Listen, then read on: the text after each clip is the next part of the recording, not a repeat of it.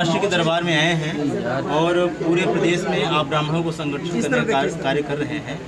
क्या आपको लगता है कि ब्राह्मण आपके साथ खुले दिल से जाएंगे? देखिए, हमने अयोध्या में रामलला के दर्शन करने के बाद अपना कार्यक्रम शुरू किया था। उसके बाद हम कार्यक्रम करते हुए मथुरा पहुँचे, वृंदावन पहुँचे, वहाँ वृंदावन में दर्शन किए भगवान श्री कृष्ण के। उसके बाद हम लोग आगे बढ़ करके हम लोग कल वाराणसी गए थे, वहाँ बाबा विश्वनाथ जी के दर्शन किए। दर्शन करके फिर हमने अपना कार्यक्रम इस तरफ का शुरू किया। फिर आज मिर्ज़ापुर में कार्यक्रम है, लेकिन मिर्ज़ापुर कार्यक्रम के पहले हमको माँ का आशीर्वाद लेना था, तो आज माँ के विंध्यवासिनी जी का आशीर्वाद लेकर के पूरे परिवार के साथ में हम लोग यहाँ पर हर जगह गए हैं जहाँ दर्शन पूरे परिवार के साथ करने गए। और आज हमारा कार्यक्रम यहाँ पर होगा, आप लोग भी वहाँ रहेंगे, आप सुनेंगे हमारी बातें। लेकिन जैसा कि आपने प्रश्न किया, पूरे उत्तर प्रदेश का ब्राह्मण समाज इस समय बहुत ही ज़्यादा परेशान है, दुखी है, उत्तेजित है।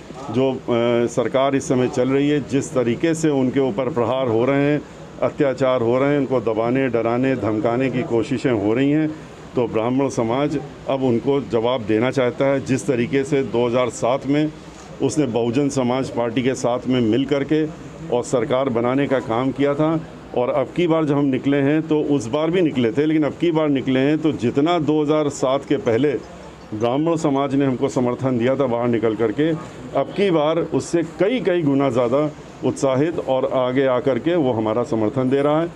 और पूरा विश्वास है हमको, अब तो 100% विश्वास हो गया है। भगवान हर जगह आशीर्वाद भी मिला है हमको, प्रभु के आशीर्वाद भी है कि अब की बार बहुजन समाज पार्टी की सरकार और बहन मायावती जी उसकी मुख्यमंत्री के रूप में पूर्ण बहुमत की सरकार ज़रूर बनेगी 2022 में।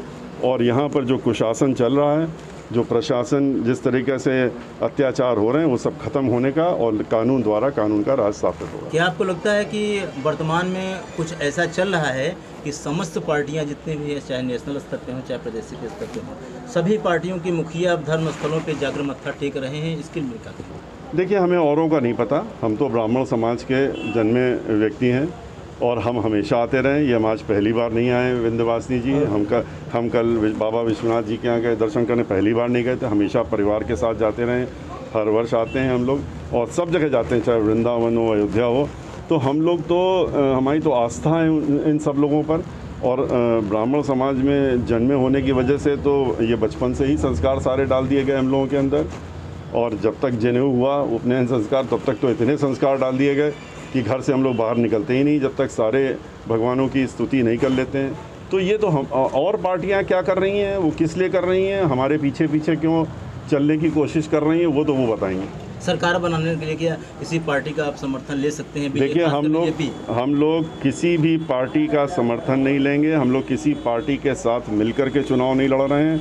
हम लोग अपने दम पे चुनाव लड़ रहे हैं, अकेले लड़ेंगे।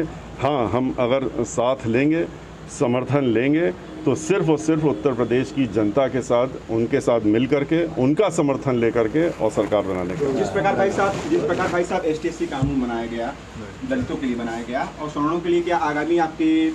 देखिए, अब यहाँ जब सरकार आएगी और सरकार बनने के आपको पिछली बार भी मालूम है कि जब सरकार बनी थी तो हम लोगों ने पूरा सौहार्द बना के रखा था, सर्व समाज का सौहार्द बनाया था।